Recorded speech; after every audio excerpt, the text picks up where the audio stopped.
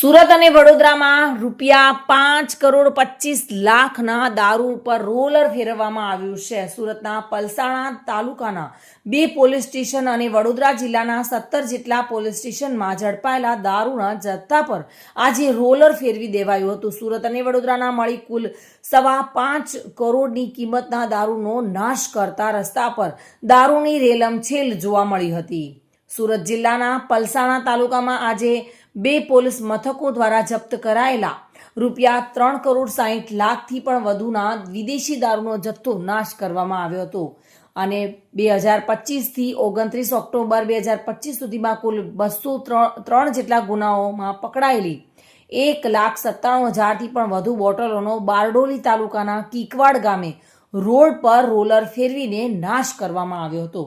જોકે આટલી મોટી કિંમતના દારૂ પર રોલર ફેરવવાથી રોડ પર દારૂની રેલમછેલ જોવા મળી હતી।